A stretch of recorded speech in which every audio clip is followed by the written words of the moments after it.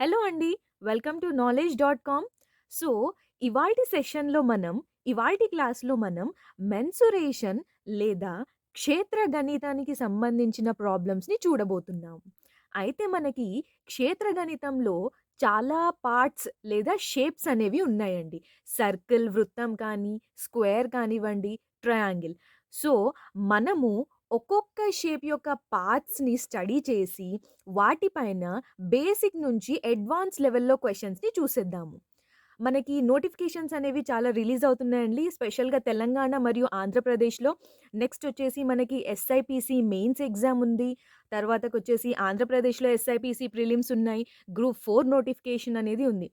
ఆ సబ్జెక్ట్స్ అన్నిటిలో సారీ అండి. సబ్జెక్ట్స్ కాదు యాక్చువల్లీ నోటిఫికేషన్స్ అన్నిటిలో మనకి మెన్సురేషన్ అనేది కూడా ఒక చాలా ఇంపార్టెంట్ టాపిక్ అండి అరిథమెటిక్‌లో. సో, ఇవాల్టి సెషన్‌లో మనం సర్కిల్ లేదా వృత్తం గురించి చూద్దాం. సర్కిల్ లేదా వృత్తం యొక్క పార్ట్స్‌ని స్టడీ చేసి బేసిక్ నుంచి అడ్వాన్స్ లెవెల్ ప్రాబ్లమ్స్‌ని మనం చూసేద్దాము. అన్నిటికంటే ముందు ప్లీజ్ మీరు knowledge.com అనే పేజ్‌ని సబ్స్క్రైబ్ చేయండి. ఓకే అండి. First centre. వృత్తం యొక్క మధ్యలో ఒక ఫిక్స్డ్ పాయింట్ అనేది ఉంటదండి. ఆ ఫిక్స్డ్ పాయింట్‌నే మనం సెంటర్ అని అంటాము. ఆ ఫిక్స్డ్ పాయింట్ ఉంటది అది. నెక్స్ట్ వచ్చేసి కార్డ్ అండి. CHORD card. ఒక వృత్తం పైన ఒక సర్కిల్ మీద ఏదైనా 2 పాయింట్స్‌ని ఎండ్ పాయింట్స్‌ని ఇలా కలిపే లైన్‌ని మనం కార్డ్ అని అంటాము. ఆ లైన్ ఎటు నుంచైనా ఎటుకి జాయిన్ అవ్వొచ్చండి. సపోజ్ ఇక్కడి నుంచి ఇక్కడికి ఎలా అయినా జాయిన్ అవ్వచ్చు. ఒక సర్కిల్ పైన, వృత్తం పైన ఏదైనా 2 ఎండ్ పాయింట్స్‌ని జాయిన్ చేసే లైన్ సెగ్మెంట్‌ని మనం కార్డ్ అని అంటాము. నెక్స్ట్ వచ్చేసి మనకి రేడియస్ లేదా వ్యాసార్థం. రేడియస్ లేదా వ్యాసార్థం. మనకిక్కడ సెంటర్ అనేది ఒక ఫిక్స్డ్ పాయింట్ ఉంటది కదండీ! అక్కడి నుంచి సెంటర్ నుంచి సర్కిల్ మీదకి ఉండే ఈ లైన్‌ని మనం రేడియస్ అని అంటాము. ఈ రేడియస్ ఇట్లైనా ఉండొచ్చండి. లేదా ఇట్లైనా ఉండొచ్చు. ఇక్కడి నుంచి ఇక్కడికి ఉండొచ్చు. ఇక్కడి నుంచి ఇక్కడికి అయినా ఉండొచ్చు. దీనిని మనం రేడియస్ కానీ, వ్యాసార్థం కానీ అంటాము. So, radius is the line connecting centre to any point of the circle. Centre నుంచి ఎనీ పాయింట్ ఆఫ్ ద సర్కిల్‌కి జాయిన్ అయ్యే లైన్ సెగ్మెంట్‌ని మనం రేడియస్ లేదా వ్యాసార్థం అని అంటాము. నెక్స్ట్ వచ్చేసి డయామీటర్ లేదా వ్యాసం అండి. డయామీటర్ లేదా వ్యాసం వచ్చేసి సెంటర్ నుంచి పాస్ అవుతూ 2 ఎండ్ పాయింట్స్‌ని జాయిన్ చేసేది మనం డయామీటర్ కానీ, వ్యాసం అని అంటామండి. 2 ఎండ్ పాయింట్స్‌ని జాయిన్ చేస్తది. It passes through centre. Centre నుంచి పాస్ అవుతదండి ఇది. ఇది ఇలా అయినా ఉండొచ్చు, ఇలా అయినా ఉండొచ్చు.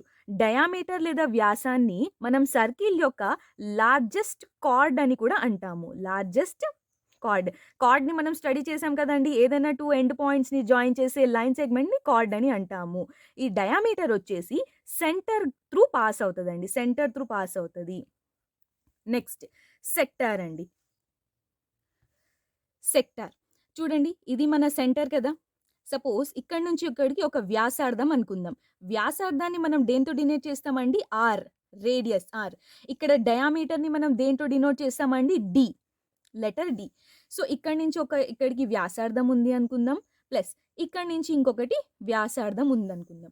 సో, 2 వ్యాసార్థాల మధ్య ఉండే రీజియన్‌ని మనం సెక్టార్ అని అంటాము. 2 వ్యాసార్థాల మధ్య ఉండే ఏరియాని సారీ రీజియన్‌ని. So, the space or the region between any two radii of a circle is called sector. Next వచ్చేసి మనకు ఆర్క్ ఉంటదండి. ARC arc. ఇప్పుడు మనం 2 వ్యాసార్థాల మధ్య ఉండే రీజియన్ ఏమని అనుకుందామండి? సెక్టార్ అనుకుందాం. అయితే ఈ సర్కిల్ పైన ఈ 2 2 రేడియై ఎండ్ పాయింట్స్‌ని జాయిన్ చేసేది మనకు ఆర్క్ అండి. ARC arc. ఓకే అండి. ఈ సెక్టార్ రీజియన్ అయితే ఏదైతే ఉందో ఈ రేడియై 1ని, ఈ రేడియై 2 ఈ 2 రీజియన్స్ ఆర్ 2 ఎండ్ పాయింట్స్‌ని కలిపే ఆ లైన్‌నే మనం ఆర్క్ అని అంటాము. ఆర్క్ జనరల్‌గా మనకి సర్కిల్ యొక్క పోర్షన్ అండి. ఈ సర్కిల్ కర్వ్ ఏదైతే ఉంటదో దాని యొక్క పోర్షన్. నెక్స్ట్ వచ్చేసి ఏరియా లేదా వైశాల్యం. సో, మనకి ఇంపార్టెంట్ అండి ఏరియా అనేది. ఏరియా ఫార్ములాస్ సర్కిల్‌కి కానీ, ట్రయాంగిల్‌కి కానీ దేనికైనా మనకి ఫార్ములాస్ అనేవి చాలా ఇంపార్టెంట్. Next area. సర్కిల్ ఒక ఏరియా ఒక ఫార్ములా వచ్చేసి పై ఆర్ స్క్వేర్. అందులో పై అంటే అందరికీ తెలుసండి 22/7 అండ్ ఆర్ అంటే రేడియస్ వ్యాసార్థం. ఓకే. ఇది సర్కిల్ లోపల ఉండే మొత్తం రీజియన్ ఏదైతే ఉంటదో, ఒక సర్కిల్ ఎంత రీజియన్ అయితే కవర్ చేస్తదో దానిని మనం ఏరియా అని అంటామండి. దాన్నేమంటాం మనం area. The region enclosed by a circle. లోపల ఉండే ఈ ఏరియాని మొత్తాన్ని ఈ రీజియన్ మొత్తాన్ని మనం ఏరియా అని అంటాము. నెక్స్ట్ బట్ లాస్ట్ అండి సర్కంఫరెన్స్. జనరల్‌గా మనం వేరే ఫిగర్స్‌కి, వేరే షేప్స్‌కి పెరిమీటర్ అనే వర్డ్‌ని వాడతామండి. బట్ ఇక్కడ సర్కిల్‌లో మనం సర్కంఫరెన్స్ అనే వర్డ్‌ని వాడతాము. సర్కంఫరెన్స్ లేదా చుట్టూ కొలత. సర్కంఫరెన్స్ లేదా చుట్టూ కొలత. ఏరియా యొక్క సర్కంఫరెన్స్ ఫార్ములా ఏంటండి? 2πr. 2πr. పై అంటే 22/7 అండి. అండ్ ఆర్ అంటే రేడియస్ కానీ వ్యాసార్థం. ఇక్కడ చూడండి ఈ డిస్టెన్స్ ఏవైతే ఉంటదో సర్కిల్ ఎంతైతే సర్కిల్ యొక్క బౌండరీ ఏదైతే ఉంటదో the distance of a circle distance around the circle. Sorry అండి. Distance around the circle. ఈ డిస్టెన్స్ ఈ బౌండరీ లైన్ ఏదైతే ఉంటదో దానిని మనం సర్కంఫరెన్స్ అని అంటాము. వైశాల్యానికి, చుట్టూ కొలతకి డిఫరెన్స్ అర్థం చేసుకోండి. లోపల ఉండే ఏరియా వచ్చేసి మనకి వైశాల్యం లేదా ఏరియా అంటాము. బయట అది ఎంత అయితే కవర్ చేస్తుందో ఆ బౌండరీ లేదా distance around the circle is called circumference లేదా చుట్టూ కొలత. సో, ఇవి మనకి పార్ట్స్ ఆఫ్ అ సర్కిల్ అండి గుర్తుపెట్టుకోవాల్సినది. ఇంకొక పాయింట్ ఏంటంటే మనకి డయామీటర్ లేదా వ్యాసార్థం is equal to 2 into radius. Okay అండి. Diameter is equal to 2 into radii. ఎందుకంటే ఇప్పుడు ఇది చూడండి ఇదొక వృత్తం అనుకుందాం. రేడియస్ వచ్చేసి డయామీటర్‌లో సగం ఉంటదండి. ఇది మొత్తం డయామీటర్ అయితే డయామీటర్‌లో ఉండే సగం రేడియస్. అయితే 2 వ్యాసార్థాలు కలిస్తే ఒక డయామీటర్. అందుకే మనం diameter is equal to 2 into radius అని పెట్టుకుంటాము. లేదు అంటే radius is equal to half diameter. ఈ 2 మనకి చాలా ఇంపార్టెంట్ అండి. Diameter is equal to 2 into radius లేదా radius is equal to diameter by 2. ఈ 2 ప్లస్ మనకి ఏరియా ఫార్ములా ఏంటండి? Pi r square. Circumference formula area లేదా వైశాల్యం పై ఆర్ స్క్వేర్. సర్కంఫరెన్స్ లేదా చుట్టూ కొలత ఆ ఫార్ములా ఏంటండి? 2πr. ఈ 4 మీరు ఖచ్చితంగా గుర్తుపెట్టుకోవాలండి బేసిక్ లెవెల్ ప్రాబ్లమ్స్ కోసం. ఓకే. ఇప్పుడు మనం నెక్స్ట్ వచ్చేసి బేసిక్ లెవెల్ ప్రాబ్లమ్స్‌ని చూసేద్దాం.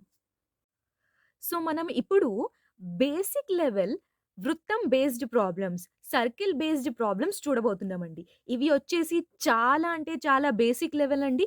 కానీ మనకి అడ్వాన్స్ లెవెల్ నేర్చుకోవాలంటే మనం ముందుగా బేసిక్ లెవెల్ నుంచే రావాలి. ఓకే. ఫస్ట్ క్వెషన్ చూసేద్దాము. ఫస్ట్ క్వెషన్‌లో ఏమిచ్చారండి? If diameter of a circle is 28 centimetre find the radius. ఒక వృత్తం యొక్క వ్యాసం 28 మీటర్లు అయితే ఆ వృత్తం యొక్క వ్యాసార్థం ఎంత? అయితే మనకిక్కడ క్వెషన్‌లో ఏమిచ్చాడండి? డయామీటర్ అనేది ఇచ్చాడు. డయామీటర్ అంటే వ్యాసం. ఎంత అండి? 28 సెంటీమీటర్స్. మనం ఇంతకుముందు పార్ట్స్ చదివేటప్పుడు చూసామండి. సెంటర్ నుండి పాస్ అవుతూ ఏదైనా 2 ఎండ్ పాయింట్స్‌ని కలిపే లైన్‌ని మనం డయామీటర్ అని అన్నాం. డయామీటర్‌లో సగం వచ్చేసి రేడియస్. డయామీటర్‌లో సగం వచ్చేసి ఏంటంటే రేడియస్. అంటే radius is equal to diameter by 2. వ్యాసార్థం ఈజ్ ఈక్వల్ టు వ్యాసం డివైడెడ్ బై 2. మనకి ఇక్కడ ఎంత ఉందండి? 28 డివైడెడ్ బై 2 దట్ ఈస్ 14 సెంటీమీటర్. 14 మీటర్స్ అండి. సో, మనకి ఇక్కడ వ్యాసార్థం ఎంత? 14 మీటర్స్. మీకు ఇలా అయినా అడగొచ్చండి. లేదు అంటే రేడియస్ ఇచ్చేసి సపోజ్ రేడియస్ ఒక 14 సెంటీమీటర్స్ అనుకోండి. డయామీటర్ ఎంత అని కనుక్కోమంటారు. అప్పుడు మీరేం చేయాలి? డయామీటర్ ఈజ్ ఈక్వల్ టు ఏం చూసామండి మనం? 2 ఇంటూ రేడియస్. 2 రేడియస్‌ని కలిపితే ఒక diameter. So, 2 into 14 that is equal to 28 centimetre. ఇలా ఇచ్చినా మీరు చేసేటట్లు ఉండాలి.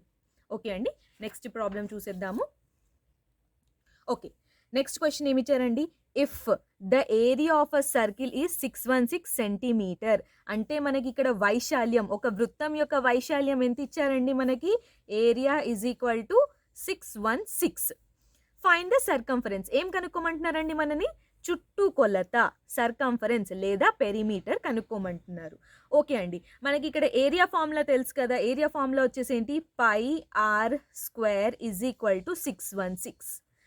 22/7 into r is equal to 616 అని రాసుకోవచ్చు కదండి మనం.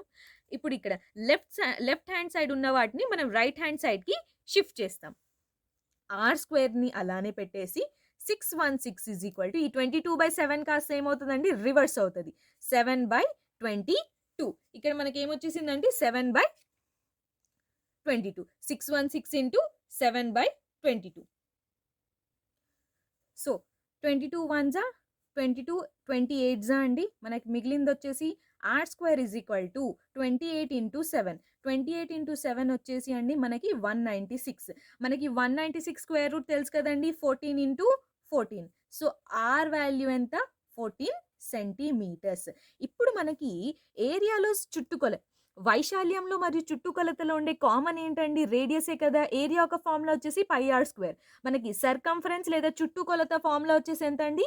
2πr. ఇందులో కామన్గా ఉండేది ఆర్. సో ముందు మనం ఆర్ కనుక్కుంటే సర్కంఫరెన్స్ కనుక్కోవడానికి మనకి ఈజీగా ఉంటుంది. ఇప్పుడు మనకి ఆర్ వాల్యూ అనేది వచ్చేసింది 14 సెంటీమీటర్స్.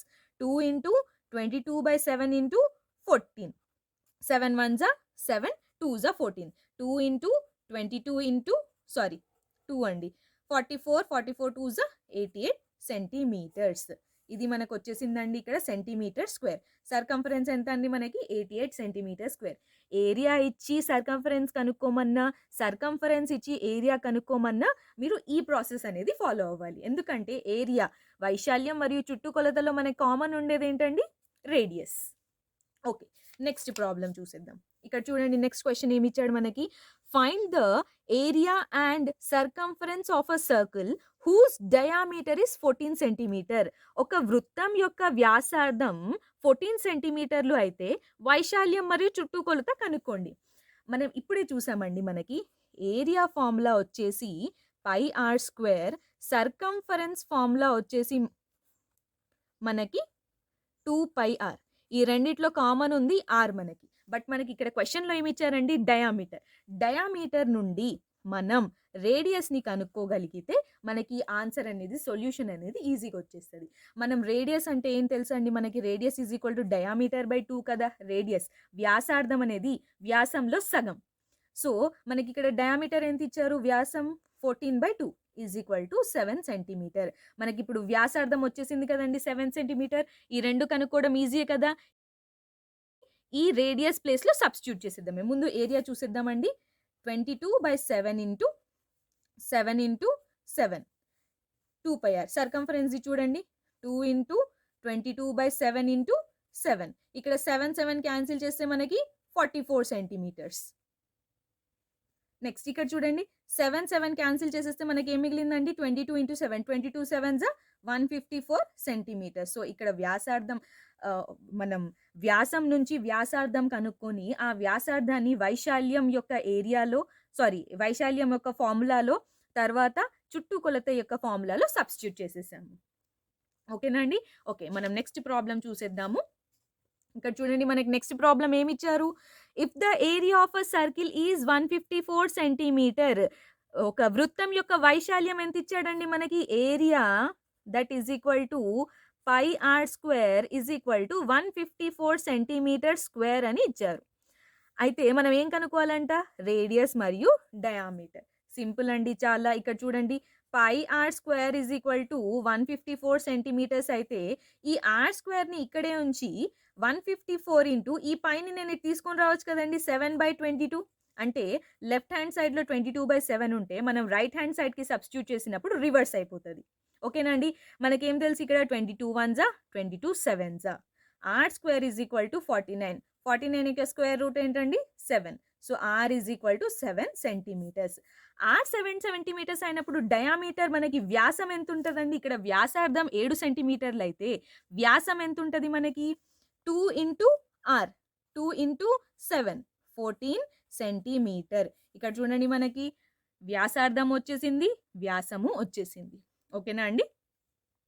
సో, ఇవి మనకి సర్కిల్ లేదా వృత్తం పైన చాలా బేసిక్ లెవెల్ ప్రాబ్లమ్స్ అండి. మనం నెక్స్ట్ క్లాస్ ఏదైతే ఉంటదో, అందులో మనం ఇంటర్మీడియేట్ లెవెల్ ప్రాబ్లమ్స్ చూసిస్తాము. మనకి జనరల్‌గా ప్రాబ్లమ్స్ లైక్ మ్యాథ్స్ సమ్స్‌లో మనకి ఎలా ఉంటదంటే అండి, ఒకటి బేసిక్ లెవెల్ ఉంటాయి.